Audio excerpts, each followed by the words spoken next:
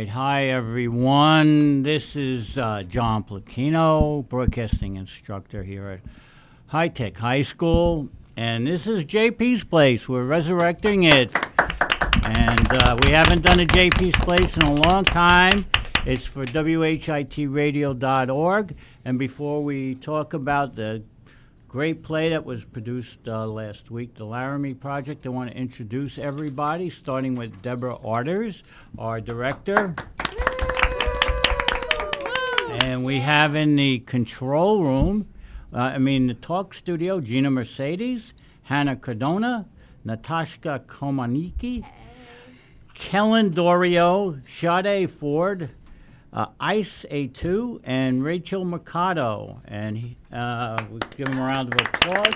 And we also, Rachel Mercado is in our control room. And of course, Mr. DePiero on the board. Yeah. All right, anyway. Got that out of the way. So I'm going to start the show off with Miss Deborah Orders, and she's going to. This Laramie Project was a very profound play. Had a lot of messages in it, and it was about Mr. Matthew Shepard, and it was about his death, really, his demise in 1998, was it? Mm-hmm. And Deborah, why did we pick this play? What spoke to you about this play? Well, I'm a humanist at heart, so I love stories that are inspiring in the face of adversity and challenges, and I love how the human spirit is resilient, and I couldn't think of a play that was more, that epitomized that theme more than the Laramie Project, because here you had a hate crime on the plains of Wyoming, and a town that responded to it in very authentic, pure tones and their reaction. And I just thought, our country needs to know that it's time to have some changes, to move forward, to promote peace, love, tolerance, and acceptance. And this generation is really ready to hear that story. So I thought it was timely. Very.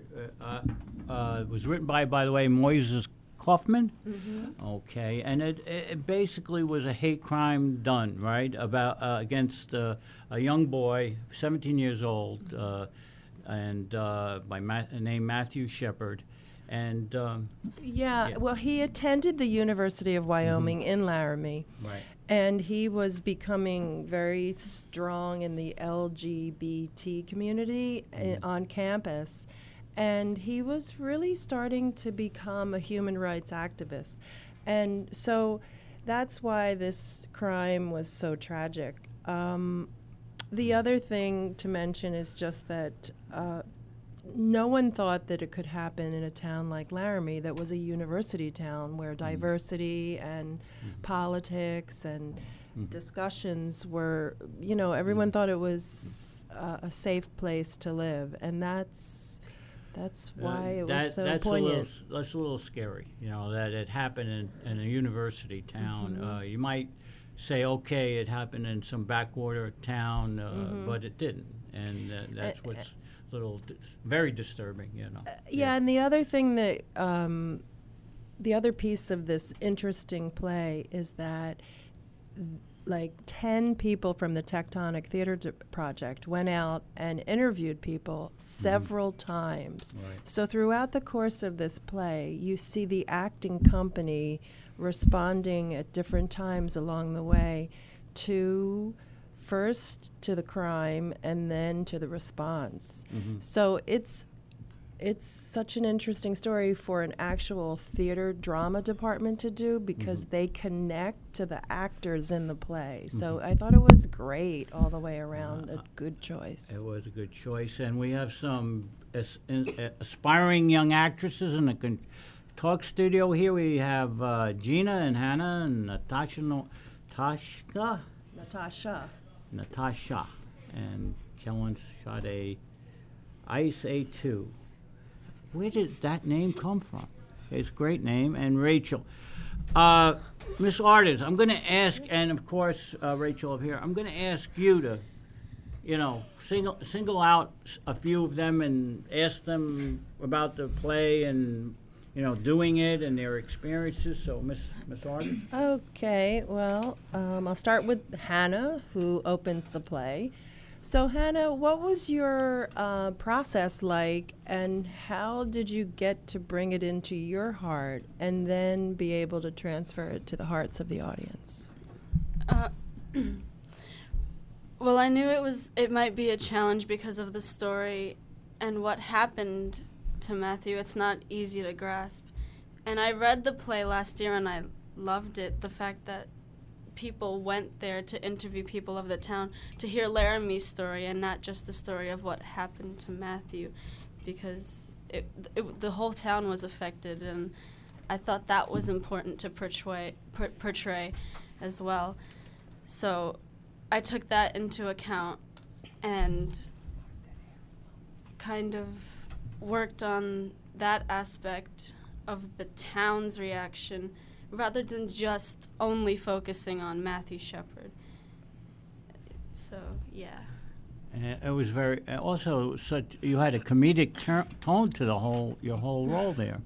It was very, I found it very appealing, but it also brought out the kind of ironic part of this whole play. So well, the humanity. The humanity. We have many layers to ourselves. So. And someone else, Miss Artist? Oh, okay. So how about if Kellen, if you could talk about Dr. Cantway and your research and what it was like to come from that point of view. Okay, well, I played Dr. Cantway, who was the emergency room doctor that originally took care of Matthew, and Aaron McKinney, who was one of the perpetrators. And I think he had a really interesting perspective because Laramie was a place where he wanted to be. Like, he didn't grow up in Laramie. He went to school in Chicago and worked in hospitals in San Francisco and then decided to move to Laramie. So I really think he thought this was, like, a good town where he wanted to be. But he's also, like, a very compassionate person, and he's one of the few characters in the play that really humanizes the perpetrators. And he's not, like, at all saying what they did was okay, but he is saying they are people. And not just people, they're two kids. They are both 21 years old. And I think there's a line where he says he wonders if the way he felt was the way God felt. Because he really did, he took care of both of them, and he was responsible for both of their lives, even for just a short period of time. And to find out that one had injured the other so badly to the point where such an experienced doctor couldn't even take care of him is really, a moving and really affecting experience for him, I think. Okay. That a lot of good information there. And the next person, Ms. Artist, that you want. How about Gina? Right. Let's talk about the Catholic priest and maybe the difference between that and Zachy or Trish. You played a lot of characters. She plays a lot of characters in this play, right? Yes. Okay. Father Roger, he was a Catholic priest, but he was the only one, like he says, he was the only one kind of in the religious community who, when this happened, the incident with Matthew Shepard, decided that he was going to do something about it, and he wanted to host the vigil. And he talks about not really caring what other people had to say about it because he knew that it was the right thing to do. So he didn't focus on Matthew's lifestyle, which I think a lot of people in the town did. He just focused on Matthew being a human and him having to do the right thing. And I think Trish, she had kind of her perspective, the perspective she had was her sister's perspective because Romaine was a close friend of Matthew's. So I think that she kind of she was more involved with the town because she kind of got to hear what everyone was saying about it. So she kind of really understood what the town was going through. And Zachy, she was just, Zachy was, I don't know how to say it. She was just kind of happy to be in Laramie. She loved the town. She talks about knowing everyone there and loving it and not wanting to live anywhere else. And after the Matthew Shepard incident, throughout the play, you can kind of see that her views kind of change, and she gets more involved with the trial, and yeah. Okay, all right. So you had a lot of different parts here, Gina, right? So how difficult was that for you? It was really difficult because part of the process was to identify these three people. They were very different people. You know, I had Catholic priest. I played a lesbian. Then I played like a store owner. So it was kind of, it took a while to do the transition of from part to part, but I think I got it. I think you did, yes. You got it. You got it. You certainly nailed it. So it was very riveting. It was. The next person, Miss Artis? How about if Natasha could talk about finding Matthew as Aaron Greifels? Okay. Well, at first, when I read the monologue in September, I couldn't really relate to it, and it was really hard, and I was nervous to do it. But throughout the months while practicing on the monologue and digging into stuff, searching Laramie, when I looked at the pictures and everything, I kind of got more into it. And out of nowhere, in the past 2 months, it's starting getting real. I started feeling it, and it still kind of feels like I actually found him. Because the monologue was very specific on how he found him, what he was doing, and his emotions. So it was it was cool in a way to be able to do this and actually feel it, because I've never felt a monologue. I've done a lot of monologues and something, but I never really felt it. And this time, finding Matthew and Aaron's monologue, I really felt it, and it felt real. So yeah. Ah, it really.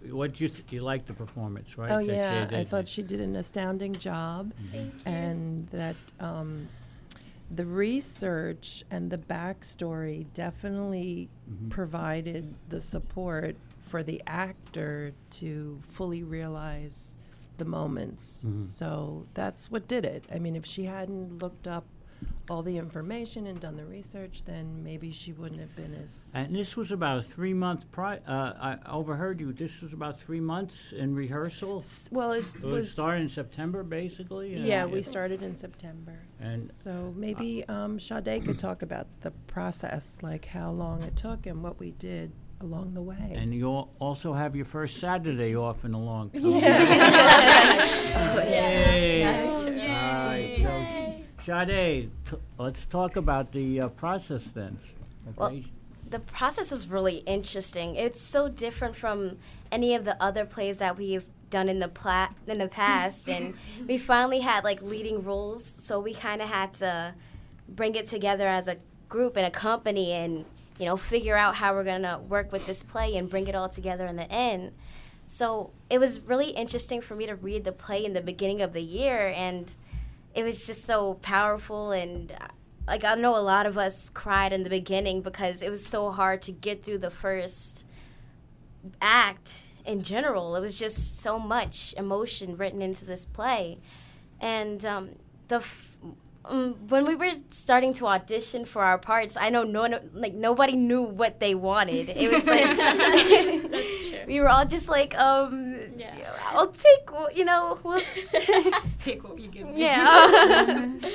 But after we got our parts, it was trying to figure out who this person was, and some of these characters, there were 60 characters in this play, and some of them didn't even have names. There was just Baptist minister, there was just that description of them, and you had to dig deep inside of yourself and figure out what their point of view was. And one of the things we did was we did a job interview type of thing with the different characters, and that was like one of the most fun things I've ever done. It was like fun trying to figure out how that character walked or talked or some of the things they've done. It's so fun how they react to certain things. That was like what helped me the most, and I know a lot of other people benefited from it as well. So, Sade, do you want to quickly talk about Romaine and the Angels?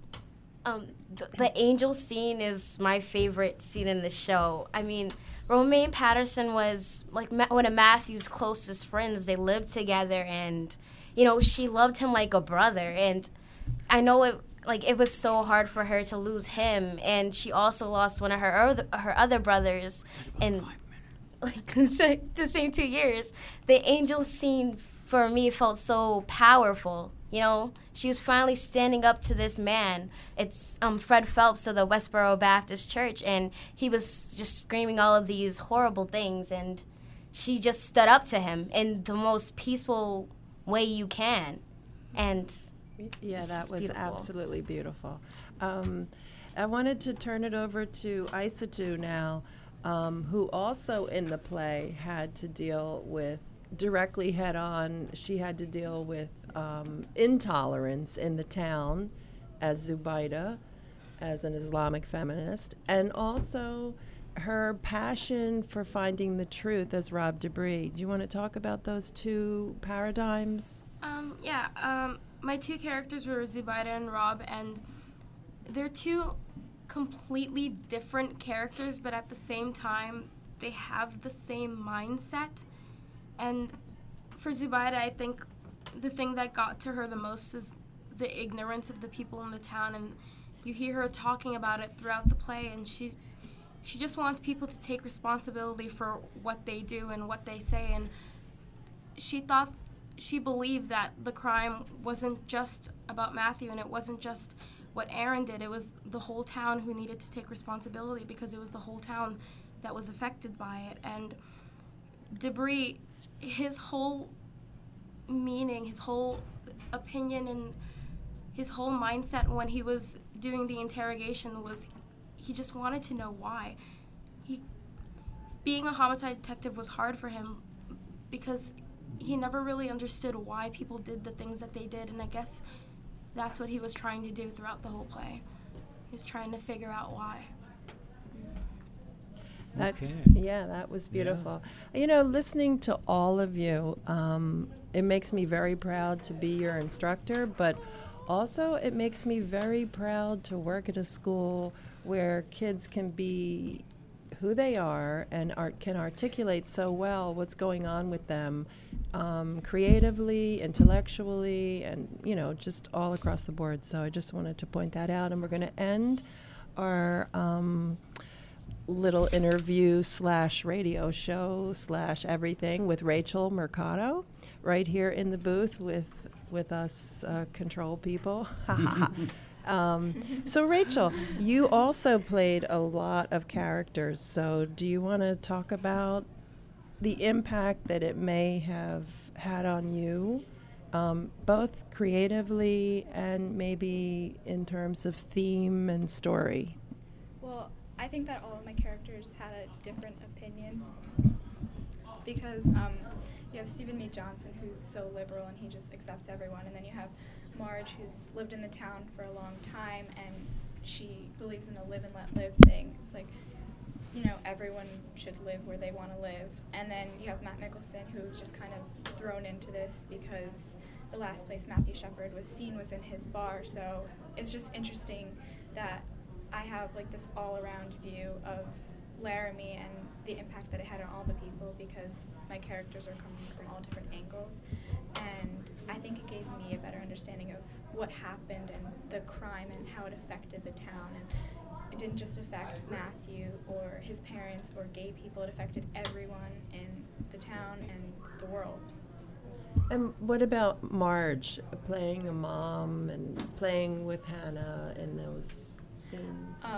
Hannah and I have been friends for a long time, and I've always wanted to work with her, so being able to be her mother, it was it was hard because it's like losing someone close to you isn't an easy thing, and potentially losing your daughter, it kind of breaks your heart because somebody so close to you and somebody has such an important part in your life, like, is potentially going to get this disease that's life-threatening, especially at this time. You're talking about when she was exposed to HIV, yeah. And just kind of being thrown into that, it was really difficult because I imagine myself, when I'm older, having kids and having to deal with something that could possibly happen to them in their future. It kind of made everything real to me and put things into perspective. Okay, well, I want to thank everyone. This was a terrific show. We've been talking about the Laramie Project with Miss Deborah Arders and her acting troupe here at High Tech High School. I want to thank Gina and Hannah and Natashka and Kellen, Sade, Aisha too, and Rachel. They're the junior drama majors. Junior drama majors. Also, Mr. DePiero on the board. We want to thank him. Did a great job. And please, everybody, tell everybody about this show. Promote it. We'll have it up on YouTube. Link it up. Send it out on your social networks. Let's get a good audience for it. I'm John Placchino for WHITradio.org. JP's Place once again. Thanks for watching, and we'll see you soon. Thank you, Mr. Placchino. Thank you. All right. Here we are. Oh, that was great, I thought. Yeah. Really?